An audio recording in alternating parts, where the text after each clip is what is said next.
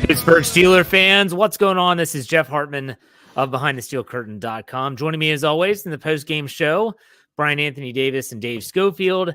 It is not a joyous occasion, not as joyous as we thought it would be. The Steelers do not come away victorious in Week 4 against the New York Jets, losing 24-20 in, I think, disastrous fashion is a good adjective to call this loss.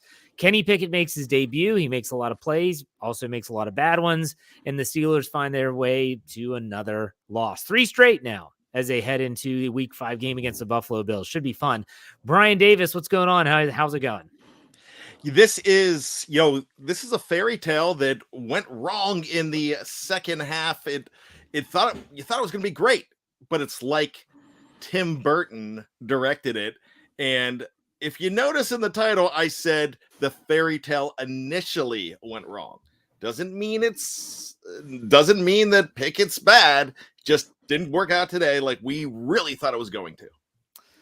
Dave Schofield, what's going on, Dave? Oh, Jeff.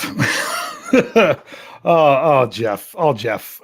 Yeah, I know. With 12 minutes and 5 seconds remaining in the game, the Steelers held a 10-point lead, and they had the Jets in a 3rd and 6 at their own 23.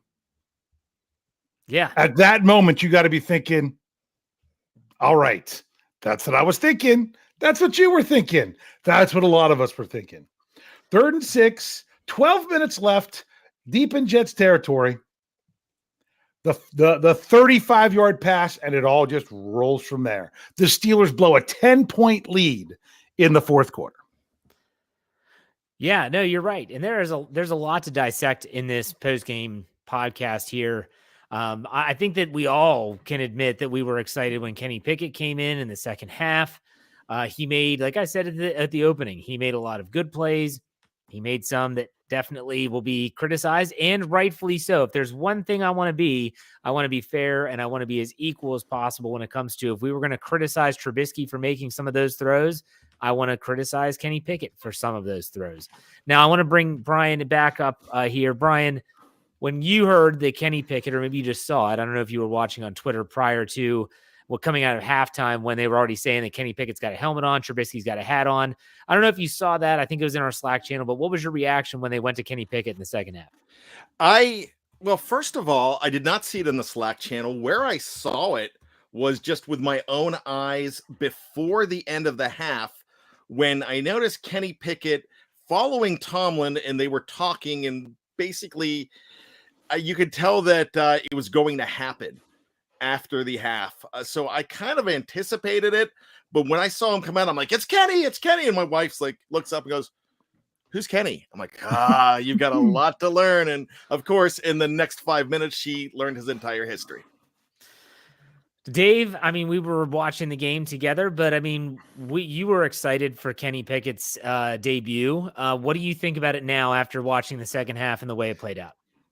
He needs to be the guy. He needs to be the guy going forward. Once you make that move, you don't go back from that move. Coach Tomlin wasn't ready to commit to that move. Are we surprised? I mean, I am. I'm pissed. I'm pissed about it. I'm not, because I said all along they're slow playing Kenny Pickett. Constantly slow playing him. I was shocked they went to him at halftime just because of the way the Steelers do it. Boy, that was electric. It just felt different the whole game. And once the Steelers, they were down 10-0, down 10-6 at halftime, come back to 2 touchdowns. It was that whole, I never in my mind thought about the Steelers losing this game at that point, because it was Kenny Pickett. Here we go, rolling on, going forward. The fact that they did not win the game, it doesn't matter. They need to keep going with Pickett. Yeah, they need to. I don't understand after the game. And for those that don't know, you can check out both on our audio side. Bryan did the Mike Tomlin post-game press conference recap. Tomlin was asked point blank, are you going to roll with Kenny Pickett essentially starting next week? And he said, we're not ready to commit to anyone next week. We'll talk about that then. I get it, but like Dave said, you can't go away from Pickett at this point. Not in my opinion. We've all been saying this from the get-go. We've been saying it from the moment the 20th pick and the 2022 draft was made. We said when they go to Pickett, whenever that is, they got to stick with him. Bryan, what are your thoughts on Tomlin not really willing to commit to Pickett as of right now? That's Mike Tomlin. He wasn't going to commit to Kenny Pickett if Kenny Pickett threw 3 touchdown passes and won that game. Mike Tomlin would have said the same thing. And you might think, oh, you're wrong, right? But nah, he probably would have, because Tomlin doesn't commit. Tomlin wants to go look at tape. Tomlin was asked about an interception by Kenny Pickett that went off the fingertips of Pat Freiermuth. His exact words were, I was dealing with the defense transition. I don't know. I didn't see it. I'll have to go look at it. So, I kind of think that I agree with both of you. You can't go back. I don't think they're going back. I think the Kenny Pickett era has begun. And what I saw, despite the gaffes and the interceptions, I saw an offense that felt electrified. I felt like the offense, they scored 2 touchdowns, and they also, I felt like if Kenny Pickett would have got the ball back with more time, that they probably move it down the field. And I would have been very confident that they would have scored a touchdown there, because I think that the transition looked pretty good. Remember when Ben Roethlisberger came in? He also threw 2 interceptions in that game. He threw one on his second pass play, and those were also balls from Kenny Pickett that were both deflected. Were they great passes? No. He does deserve to get some criticism if Mitch Trubisky gets criticism. But I felt so much more comfortable with that offense from the very first snap with number 8 behind center. It did have a different vibe to it for sure. Let's get the super chat on the screen. $4.99 from Wilson Pava. Thank you very much for the tip. He said, if a Florida bar full of Steeler fans knows it's Kenny time, so does Tomlin. I think he's just saying he's uncommitted to throw other teams off. The team, I get it, but the team's 1-3. At some point you just say, what are we doing here? Do you think Buffalo cares? Buffalo doesn't care. They're not waiting and with bated breath at Mike Tomlin's post-game press conference. Don't give the coach that much credit. If Kenny Crosby gives us $1.99, he said, let's just acknowledge TJ Watt is missed badly. Oh, no, it's not just missed badly. He is their entire freaking defense, apparently. It's atrocious. It's funny how Mike Tomlin said dominant. He used that adjective for what he expected from the defense this season. Dominant. I'm sorry, but a dominant unit doesn't fold when you lose a player. I don't care if it's a reigning defensive player of the year. Just completely fold. Dave, you said you looked like you wanted to say something. I'll give you the floor. Go ahead. Yeah, when it comes something interesting enough for when it comes to Kenny Pickett, the biggest thing is, whether they were his fault or not, the offense turned the ball over. Yeah. That's really they did not punt in the second half. In the first half, the Steelers were 1 of 6 on 3rd down conversions. In the second half, they were 5 of 6 on 3rd down conversions and 1 of 1 on 4th down conversions of the one conversion they didn't make. You can't say that it wasn't a completely different outcome with the offense in the second half. That's why you got to roll with it. They'll sit back and look at it, and they just want to be thorough. But come on, once you show you're willing to do it once, you've got to be willing to go with it.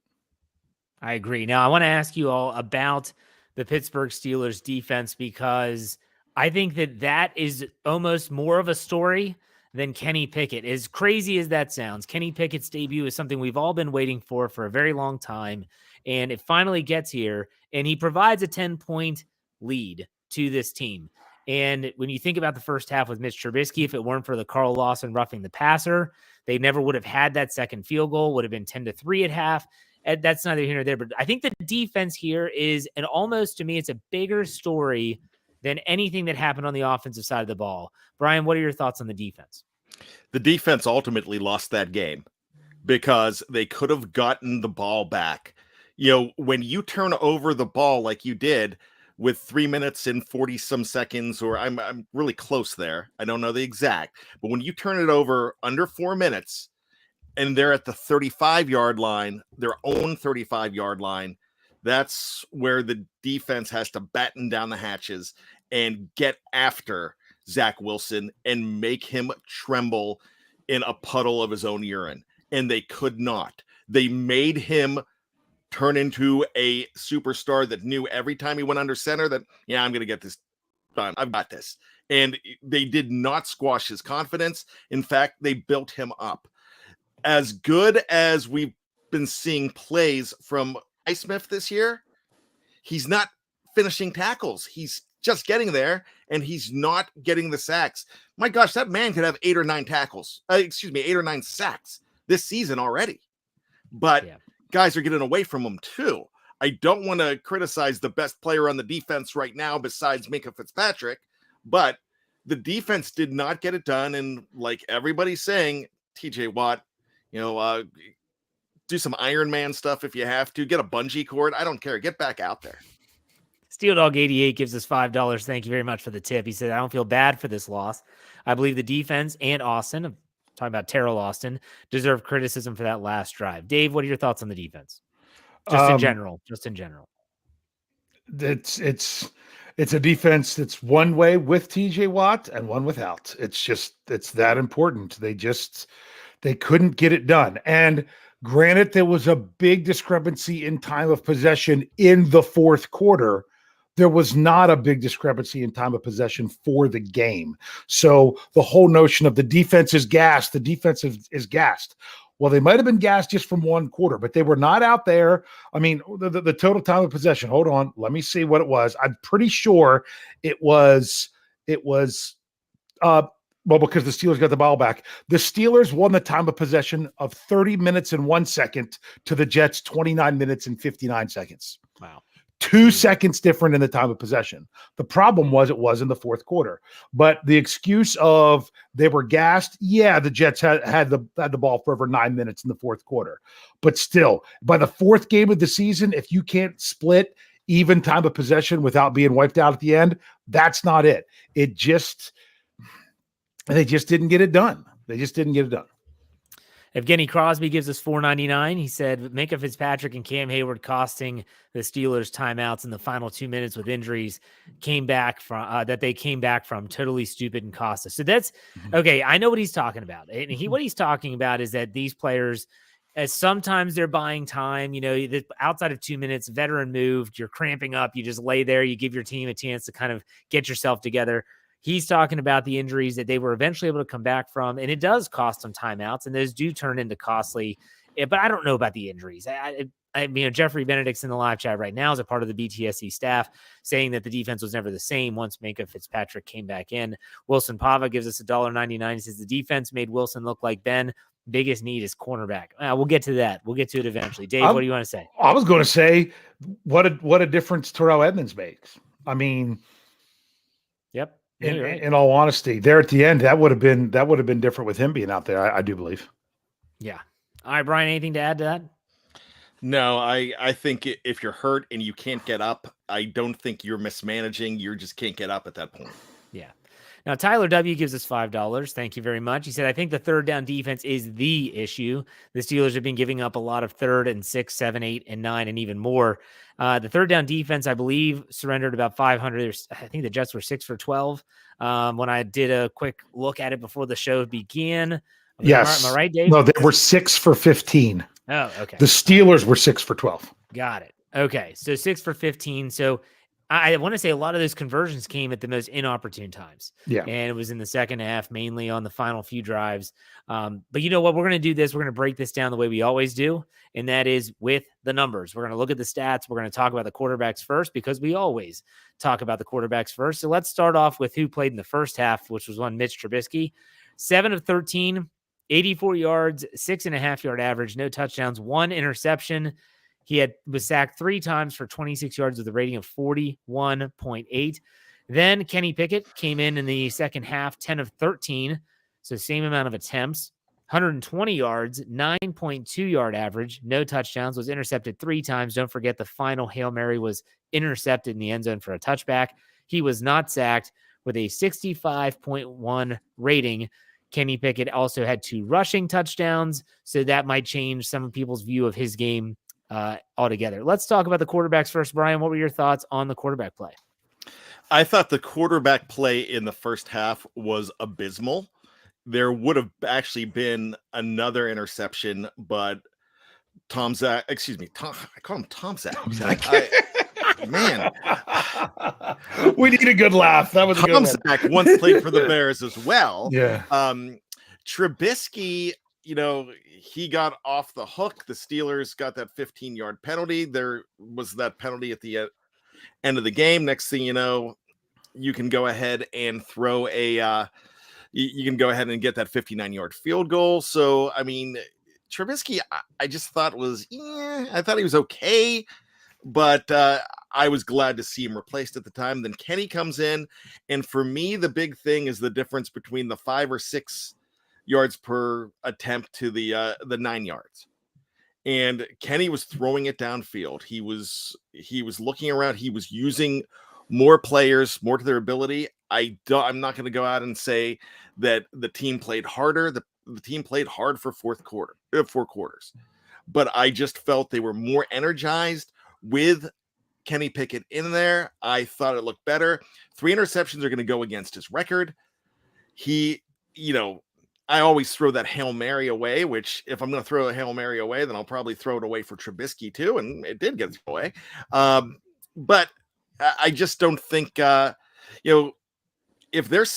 Archuleta is saying that this guy, Kenny Pickett, hardly got any reps in practice all week long, and he came in there and he was 10 for 13, and he was coming from behind, which he was when he started, then, what's he going to do when he's further entrenched? I thought there was an upgraded quarterback despite the loss. All right, let's get a super chat up here. Tom Muir gives us $5. He said late to join. Ben lost the first game he appeared in. That was a week 2 game against the Ravens at M&T Bank Stadium. He said the defense couldn't get the stops late when needed. This is going to be a long season. I think a lot of people would agree that it's going to be a long season. Then we have, I think it's Chris Moranti gives us $1.99. He says Mitch, 3.5 games, 2 touchdowns. Kenny played a half game. He scored 2 touchdowns with his legs, but I get it. Yeah. The stats. I think that Mitch had a rushing touchdown as well. Yes. So yeah, that's nitpicking. And then Still, $2 tip from Wilfredo Vasquez, 11, I think. I'll take the L with K. Talking about Kenny. We looked better. The Steelers looked better with him. All right, Dave, your turn to talk about the quarterbacks. What do you think? The tale of 2 halves. I mean, one quarterback had the team down 4 points and led them back to a 10-point lead. But I mean, what more can you ask for a quarterback to do coming in to do that? I know it wasn't pretty the whole time. I joked at Jeff, which one was it? It was one of the passes to Pickens on the outside. And I turned and I said, oh, but Jeff, that was terrible. He threw it leaning back on his back foot, kind of joking of how we obviously are holding as fans a different standard for Kenny Pickett than we are for Mitch Trubisky. I get it, but there's a different expectation for both of those players because Mitch Trubisky is not viewed as the guy that's going to lead the team into the future. So therefore he has to get it done now or else it's not worth it. Where Kenny Pickett, it's someone like in the second half, moving forward, knowing that it's more than just this year, and therefore you're wanting to see the growth and improvement and everything. This was a starting point for Kenny Pickett in an overall play for a guy that only got the second team reps all week, I assume, if that's what the report is. You just because you don't go into a game thinking you're going to replace your quarterback at halftime. You just don't do that. So to say, oh, they should have had him play. No, you go into the game with your normal game plan. But the fact that they actually said, you know what, we didn't even give Kenny many reps or anything more than the normal second team reps all week, but they still were willing to go to him. People should not be complaining about that. This is a great starting point for him. I just want to see it now moving forward.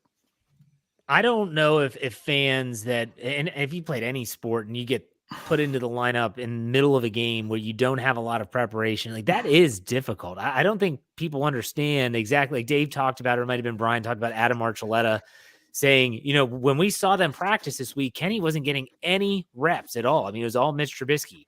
So then Kenny gets thrust in there. That's a challenge for the coordinator too. Let's not forget that. Everyone wants to bag on Matt Canada all the time, and I understand why. But then all of a sudden, now you have a different quarterback in who does things differently. He excels at different things. He might struggle in certain areas that they wanted to focus on with the other quarterback.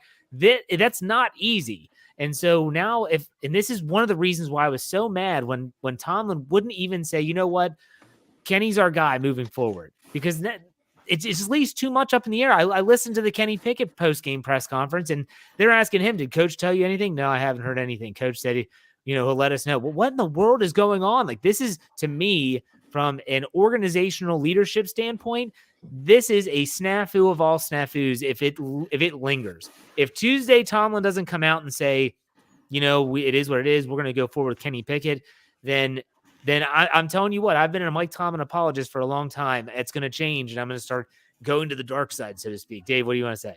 Well, I don't want to. Brian hasn't got a chance to talk for a long time. If he needs to jump in there too, up. I saw. Oh, I did.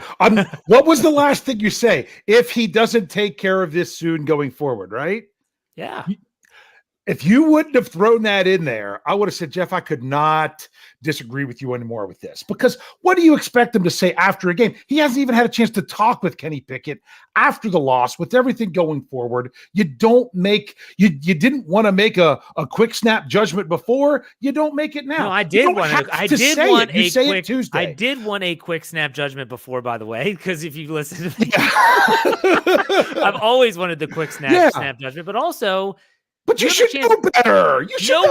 No one communicates more to his team through the media than Mike Tomlin. What would it mean if he gets up there and he says, Kenny's our guy? Then when Kenny Pickett comes in, whether he's talked to him or not, they say, hey, Tomlin was just in here, said, you're the guy moving forward. How's that make you feel? And then Kenny's thinking, yeah, let's freaking go. Instead, he's answering questions about why his coach wouldn't commit to him. Brian, I'll give you a chance to talk. Go ahead. Jeff, he has to wait. I understand exactly what you're saying, but I never say this, but Jeff, I think you're wrong here. And here's why I think you are not just wrong, but egregiously wrong. Because you know Mike Tomlin. You have seen him. He's not changing his thing. I said this at the beginning of the show. He never plays his hand in the post-game press conference. He wants to evaluate this whole thing. In his head, would probably say in his head, if I'm a betting man, that Kenny Pickett is the quarterback going forward. I don't think he's going to make that change, because when he looks at it, he's going to see, we did play. When I say we, the Steelers did play better when Kenny Pickett was on the field, but he is not a knee-jerk guy. And he's never been a knee-jerk guy. And I don't think you expect him to do that. He doesn't have time to go see. I'll let you go, Jeff. But I'm the host right now. He doesn't have time to go to Kenny and say, okay, you're going forward. They're going, Mike, press conference. Come on, let's go, Mike. And he's trying to talk to these guys in the locker room, go to the press conference, get whisked over to there. It's just not a position where he could do that. And I mean, we're asking for him to do it now, but you know how busy you are after the game, and you're preparing the website, you're preparing the for this show, and you're getting everything. You're listening to the press conferences. You don't have time to say, hey, Brian, your performance wasn't great this week on the post-game press conference. I'm going with Dave next week. Wait, can I do that? Because that would be hysterical. I'm piling on, okay? Because, Jeff, think about this for a minute. How many times have we said how terrible it was that a player, not with the Steelers, because that I can think of an example of this, but I've heard examples from other teams where a player finds out that they got released on Twitter.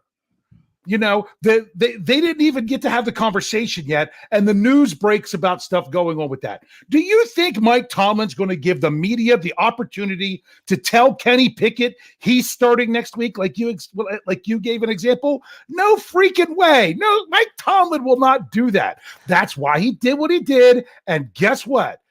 I'm not worried one bit about Tuesday hearing about Kenny Pickett being the starter next week. I'm not.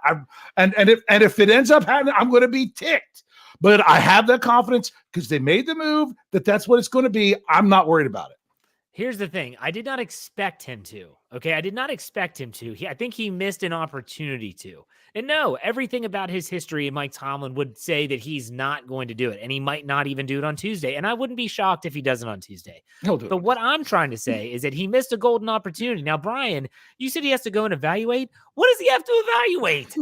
What does he have to evaluate? I mean, I'm sorry. If you have to evaluate after watching that, then we're seeing two different things. You heard the man, though. There's one guy that played well enough that you're sitting there thinking, hey, he was put in a tough spot and played pretty well. Yeah, I know he threw interceptions, but he also rushed for 2 touchdowns, moved the ball, had good third down numbers, went in a connection with George Pickens. Oh, my gosh. And so still, I just sorry, we can disagree. That's fine. I just feel like he missed a golden opportunity. We have some super chats to get to. I brought Wes, it up. $5. We were going to talk about this when we get to the defensive side of the ball, which we will eventually.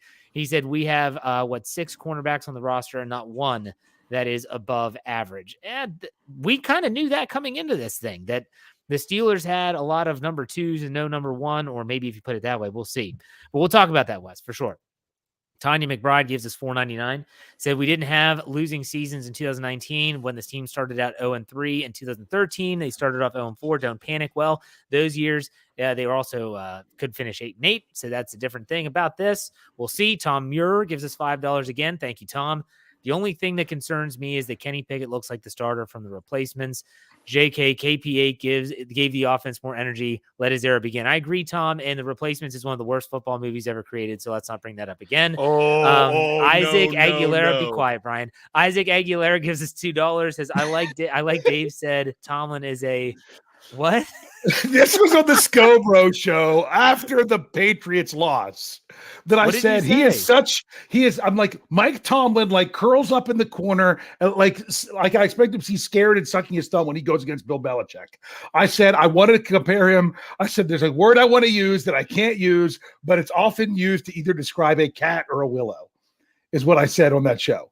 But now I have not seen that since the Patriots. That is something, because I said Mike Tomlin doesn't live in his fears unless he's playing Bill Belichick or if it's in the postseason, you know. Okay. And now it's my brother and I keep adding to this list. My brother threw another one out there earlier in the live chat. I don't even remember what it was. Mike Tomlin doesn't live in his fears, and then we add except. Our 2 main ones are in the postseason and against Bill Belichick. So that's when I said that. Isaac is right. Do you want to talk about coaching?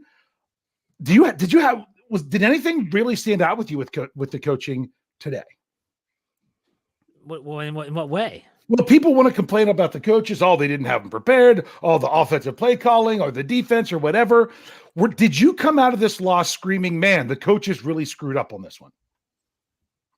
No, I mean. I don't either. No, did we miss another super chat? Tyler saying we missed. We got Wes's super chat up. We got Wes's. I don't think there was one before Wes. He gave us another one. My apologies, Wes. Put it in the live chat and we'll get it up there. No, you don't have to pay us again. Just comment what you're going to say and I'll put it up on the screen. All right, we have to keep this moving. We got to keep it going. The quarterback play is going to be a hot button topic for the rest of the week for sure, until Mike Tomlin decides it's convenient for him to make the call on the quarterback for next week.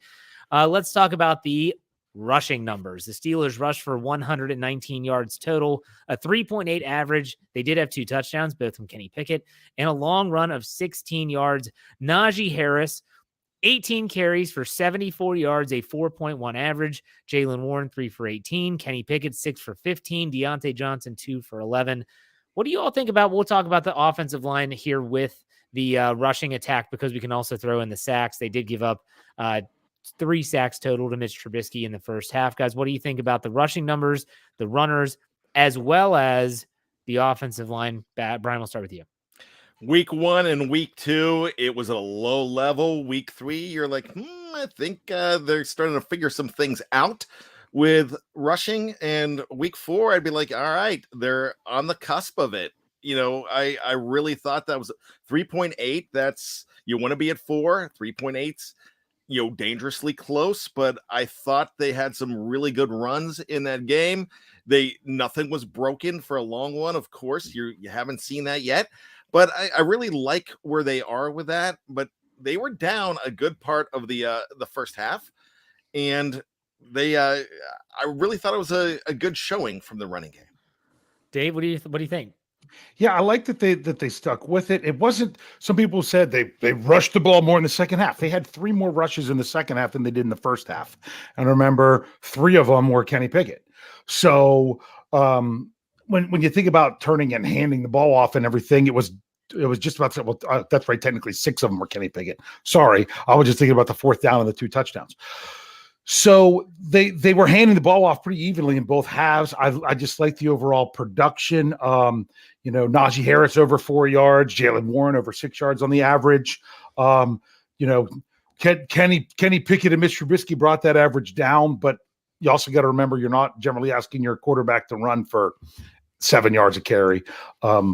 Overall, it wasn't nearly as efficient as it was last week, or last game, I guess it was so many days ago. But I liked the fact that they had more carries, even though the average was down, because it showed that you had a commitment to it and you were staying with it, and it was successful enough that they could.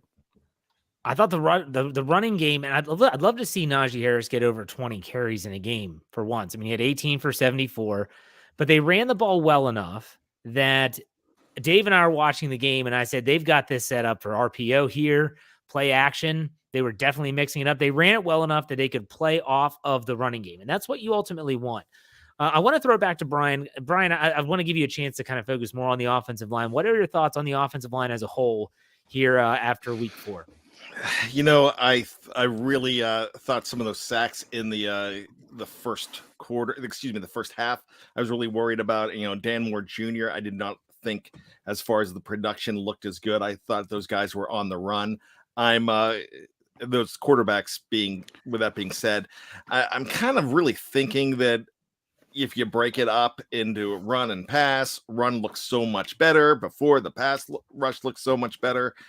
I think that they can still get things together, but it's not a first-class line, and I don't know if it's ever going to be this year. But if it could get to that average to above average range, then they've got something going. But they're going to struggle, and they did again in this first half. Dave, thoughts on the offensive line? Yeah, I like that Bryan said there in the first half, because that's one thing I was thinking, and of course then saying to you, was I was giving this line kudos for what they had done, especially the last 2 weeks. And I did it in an article on Saturday and things, and someone even responded and said, yes, this line is doing a great job. And I said, but it could change next week. You're just not sure.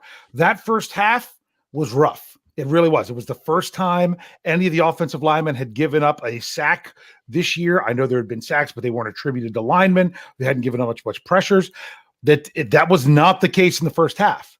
But then, like I say, it's the spark. Kenny Pickett comes in. I don't know what. I mean, I would love to see if I'm going to have to try to look to see if there was any hits or anything of that nature in the second half by the Jets defense, because it seemed there was the one big hit. Gosh, he got jacked on that pass. I mean, I was going to say how many of them in the second half, because there was only two. They had 2 quarterbacks back hits in the second half. The Jets did, and for the game they had, what was it for the game? 6. So they had 4 in the first half and 2 in the second half. I just felt that the line, sometimes when you got the rookie quarterback there, you're like, I can't be the one that screws up. On top of that, I don't know what the different mentality was, but I thought the line played better in the second half. But that first half was rough. Yeah, I mean, I thought the offensive line, it's the penalties that drive me nuts. It's the Steelers look, and they're not alone. That we've seen it in multiple games, not just Pittsburgh. The illegal man downfield, they're calling that more. I even said to Dave during the game, they are calling that a lot more in 2022. Jets got hit with one too. The Jets got hit with one as well. You have to learn and you got to adapt. That's the thing. You can't have these penalties. And I've said it. I didn't feel this way with Pickett in the game as much as I did with Trubisky. This fragile nature of the offense. Like, they could not surrender a bad play, negative play, a loss of 5, a loss of 2, penalty. I felt like at one time, if they had a negative play, might as well just throw Presley Harvin out there then and punt the ball away. But it's still different with Kenny Pickett. But still, the offensive line, I'd love to see them cut down on penalties. That was pretty rough. Let's get this super chat here. $1.99 from Tristan. He said, the offense was good with Kenny Pickett. Defense is elite with Watt. I feel good. Once TJ Watt comes back, they still haven't won a game. I mean, they still haven't won a game. They've tied a game without TJ Watt since the start of 2021. So let's keep that in mind. Tom Muir gives us $2. Gunner is gone. Calvin Austin III is back this week. He could be back this week, and so could DeMonte KZ. That is another option. for coming off of injured reserve. We'll make that statement now, but I'm sure there'll be more news on that as the week progresses. Let's look at the pass catchers now as we wrap up the offense. Receiving, George Pickens leads the team with 6 catches, 102 yards, a 17-yard average, a 27-yard long on 8 targets. Pat Freiermuth came in second, 7 catches, 85 yards, a 12.1 average, 24-yard long, and 9 targets. Deontay Johnson, 2 for 11 on 4 targets. Jalen Warren, 1 for 4. Zach Gentry, 1 for 2. Chase Claypool, maybe the biggest disappointment, 0 catches, 0 yards on 2 targets. Still struggles to high point the football. Bryan, what do you think about the pass catchers? Not what I was hoping after last week's game. You got better play. Pickens is on another plane. He's one of those guys that he's getting his footing now. They're starting to trust him. He might actually start running away with things if these quarterbacks are really comfortable with him. Deontay Johnson, one bounced off him and became an interception. I don't even know. I don't know if some of these interceptions were the quarterbacks, and I include Mitch Trubisky along with Kenny Pickett. I don't know how much they were the fault of the quarterback or whether it was the ricochet off of the receiver. That's above my pay grade, guys. So I'll let you talk on that. Dave, thoughts on the pass catchers? Yeah, to kind of answer Brian's question, other than, well, remember, both quarterbacks threw interceptions on Hail Marys. One of them got called back on a penalty, and they got to kick a field goal. Both quarterbacks did that. Take those out of there.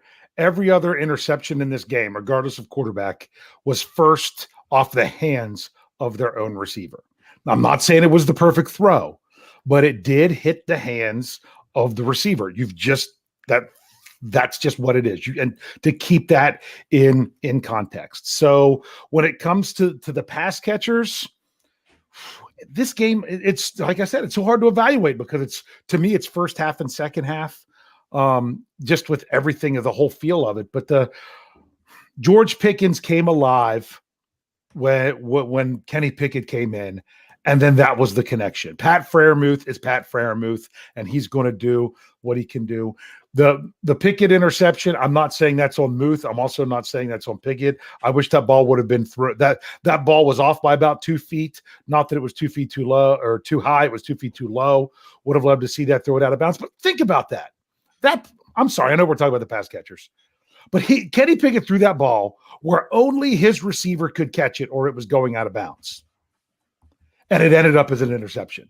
I mean, think about that. How many times do you throw a ball that only your receiver can catch it, or it's going to go out of bounds, and it ends up being an interception? That's just that's crazy. The pass catchers, the disappointing thing is the Claypool and even the Deontay Johnson.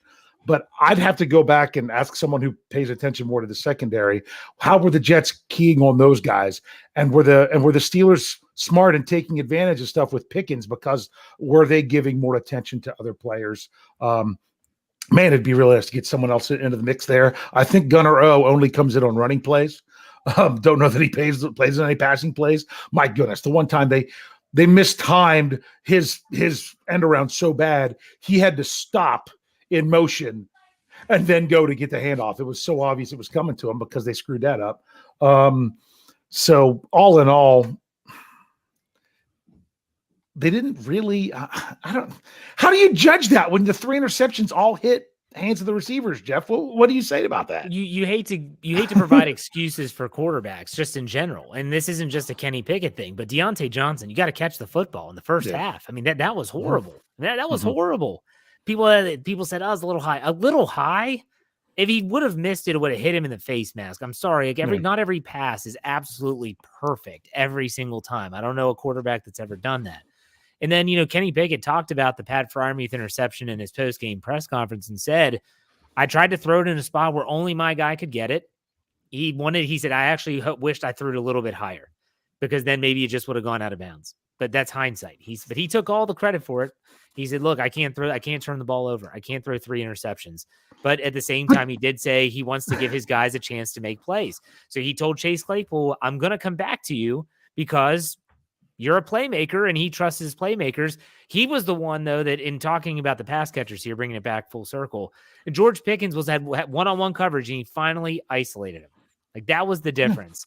He had one-on-one. They're sliding safety help to the other side, and he said, I'm going to back shoulder throw this until they stop it. And they didn't. And it was big connections every time. 102 yards for George Pickens. Well, but also look at this. What Kenny Pickett was 10 of 13 with 3 interceptions. That means on plays that actually counted and no penalty or anything like that, he didn't have a pass hit the turf. No. But it just sucks because what we're talking about is a loss, and we're talking about 3 interceptions. And even though that last pass play, like we all say it, well, we're not going to really count that, but it counts as an interception. It's going to stay on that ledger. Counted as a fumble last week on Najee Harris on a worthless play trying to go 96 yards in a couple seconds. Okay, so now let's wrap up the offense before we go to the defense. Any final thoughts on the offense? Bryan, go ahead. Yeah, my final thought is this. If the Steelers would have come back and won that game, who gets the win? I believe it's Mitch Trubisky because this is not like baseball. Yeah, it's the starter. The starter gets the win. And that would have been so Kenny Pickett does not get the loss here, but it's just about who you feel better about or who you felt better about just a couple hours ago when you were watching that game. If you felt better watching Kenny Pickett or you felt better watching Mitch Trubisky, try to get all the noise out of there. And if you were watching these guys for the first time, who did you think looked better? And my answer is Kenny Pickett on that. And that's not a biased answer because if Mitch was better, I would have said I thought Mitch was better. Dave, final thoughts on the offense before we head over to the defensive side of the ball? They were down 10-0 and came back to be up 20-10 with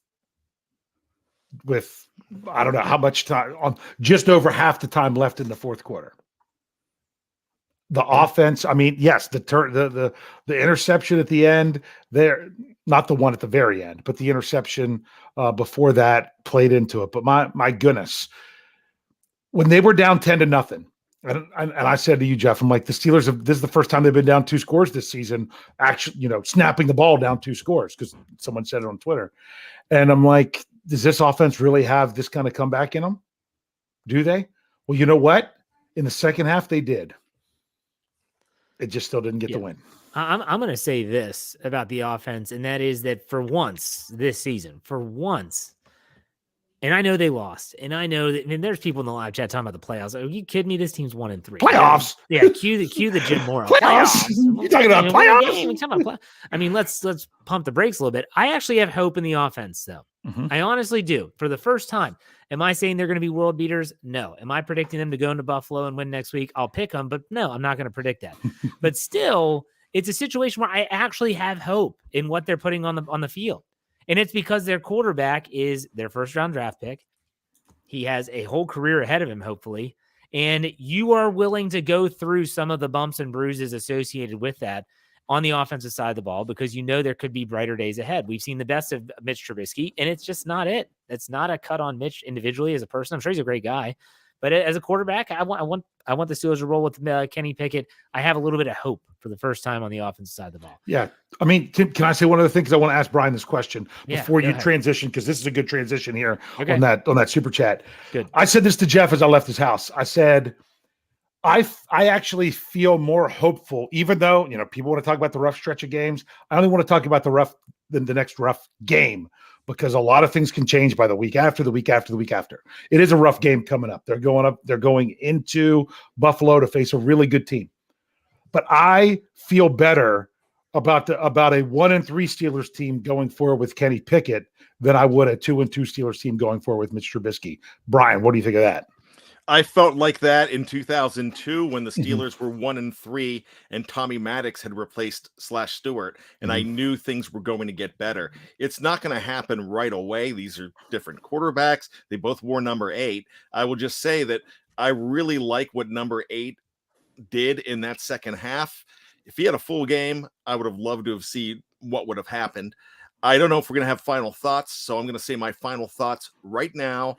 Mitch Trubisky had a good Steelers defense in the first half. The Steelers defense was not good in the second half. Kenny Pickett did not have that luxury. Yep.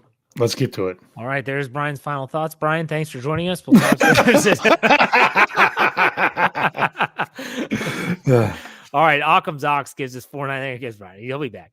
Occam's Ox gives us $4.99. He says, I blame the defense for this loss more than the offense. Their coverage in the middle was exploited time after time. They made 0 adjustments. It was lame.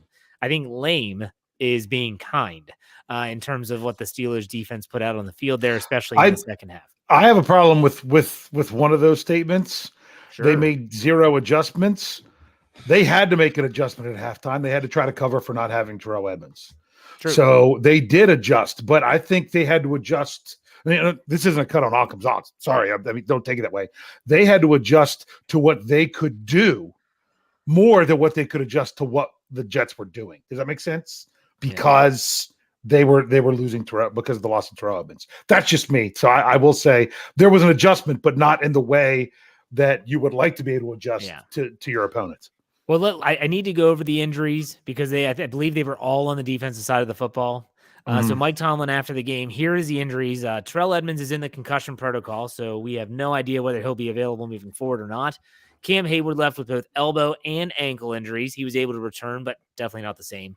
Cam Sutton with a hamstring injury. He also suffered a groin injury that got him on the injury report on Friday. And Minkah Fitzpatrick with what was labeled being a knee. So you got to factor all that into this equation as well. That's from Mike Tomlin after the game in the post-game press conference.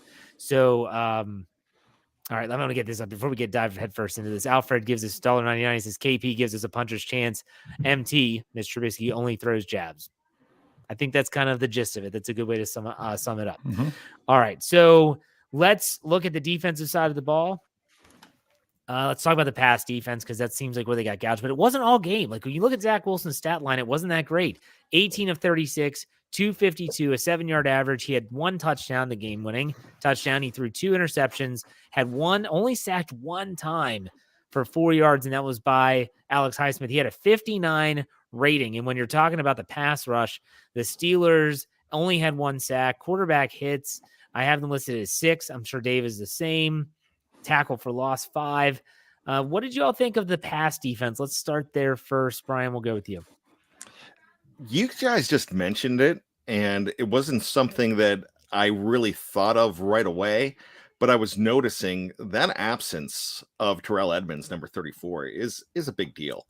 And a lot of people, like to poo-poo that guy, but, I think some of the stuff that we saw in the second half with Corey Davis emerging, and he wasn't the guy that we really were thinking that was going to be the problem as fans. We thought a whole lot more that it was going to be Garrett Wilson. It was going to be the other guy, Elijah something. Elijah Jones. I don't know his name. Elijah Moore. I got it. I think it's Elijah Moore. But with that, they came alive, and when he was gone, so I think that makes a big difference. I kind of like Arthur Millette out there. I know he dropped a pass there, but I kind of like him there. I don't think it's in shambles, but when you're not getting the pass rush and he's getting a chance to throw downfield deep, that's one thing. But when you're thrown across the middle, and that's where you get some help from number 34 as well. That's where those mid-range passes were killing them again. Absolutely. Dave, I want to make sure we bring back Wes. He commented on the cornerbacks. We're talking about the pass defense, especially the cornerbacks, without Ahkello Witherspoon this week due to his hamstring injury. They had a couple banged up. Levi Wallace was thrust into the starting lineup. Dave, what were your thoughts on the pass defense? This is just the secondary, not the pass rush, right? You can throw in the pass rush because I mentioned quarterback hits. All right. 1 sack. Okay, that's fine. They didn't finish. Right. The pass rush didn't finish. They had multiple opportunities to get the sack, and they didn't. They had 1 on the game. They had plenty of opportunities to finish them, and they just couldn't finish. The Steelers made some really nice plays early in drives, did pretty well on first down, but then they didn't finish on some of those plays. So that's the way I would sum it up all around for the pass defense. And specifically, when you look at the game and see that you give up, 14 of your 24 points in the fourth quarter, you obviously in the game didn't finish.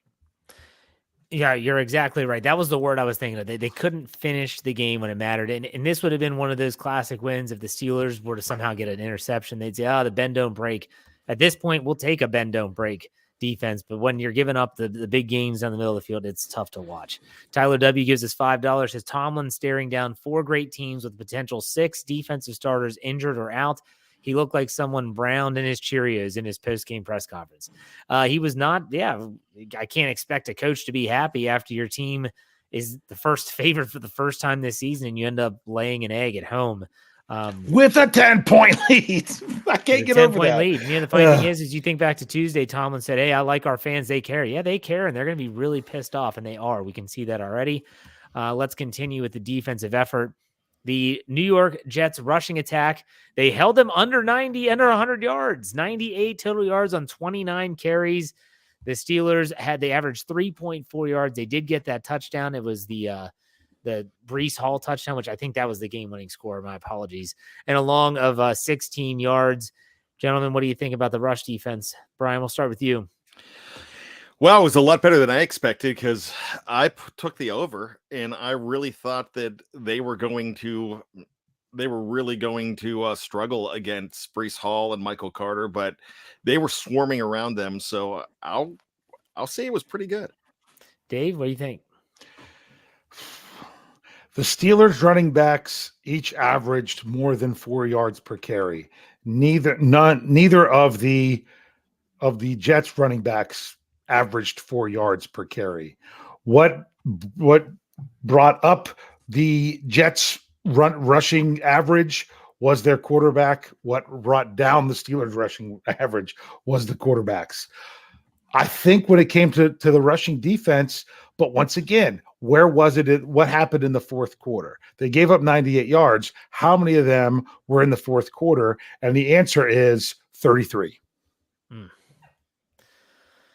Yes, the key stop is what they needed. They needed the key stop. They needed that, it just, there weren't a lot of tackles for losses like we brought up earlier. There were not a lot of negative plays by the defense. Sure, Minkah Fitzpatrick had an interception. There were also missed opportunities. Cam Sutton did Cam Sutton have an interception in this game as well? Yes. So he had the one that set up the last field goal before the half. Yeah, that's right. Arthur Millette obviously had an opportunity.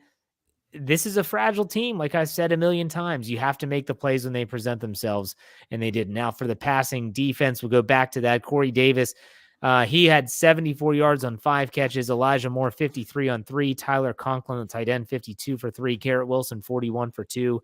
And then Michael Carter and Breece Hall combined for 4 catches for 26 yards. They really spread the ball around. They were taking the matchups that they liked, and it was successful. So let's talk about just the defense as a whole. And where do you think they go from here, Bryan? We'll start with you. Really, it's easy for me to say you just got to get TJ Watt back. But even with TJ Watt, is this a defense that can get things done? I'm thinking right now, no, I don't know if they really can.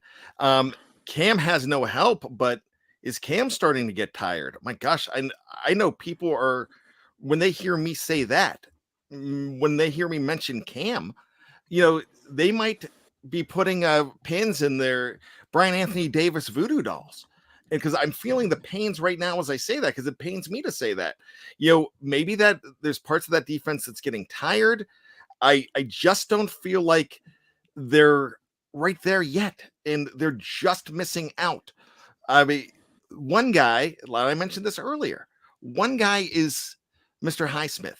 He was just missing out on a lot. They weren't able to wrap up They weren't able to wrap up Wilson. He wasn't. Cam wasn't on that one sack that he got away and threw the ball away.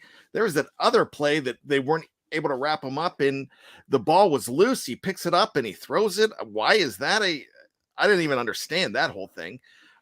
Maybe I was watching it wrong. But the defense, when you say that they're not finishing, Dave, I'm right on board with you. Dave, what are your thoughts on the defense as a whole? They didn't finish. Honestly, they didn't. I mean, it should be that when you give the Pittsburgh Steelers defense, a defense that many want to keep reminding is the most expensive defense in the NFL, the Steelers spend more money on, like twice as much money on defense as they did on offense. Whether it's that or not, that's because of the experience of your players. You have a more experienced defense than you do on your offense.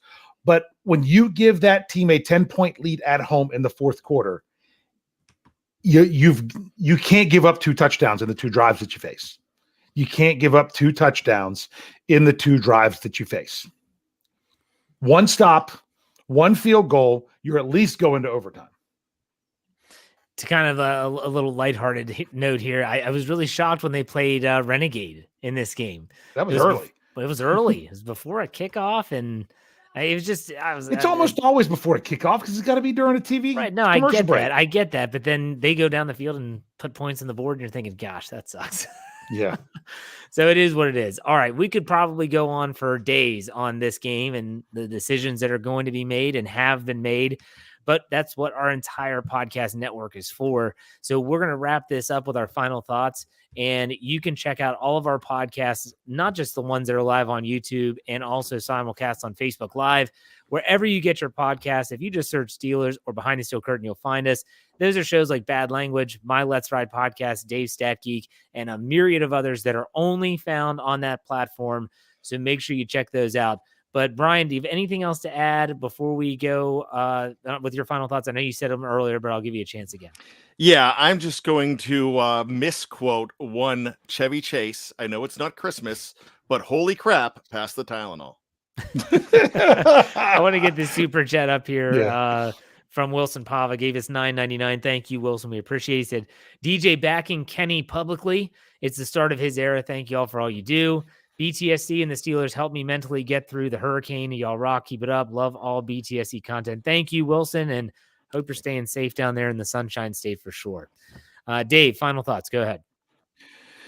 This team needs to grow and bring it together. The problem is, yes, they do have a rough stretch coming up.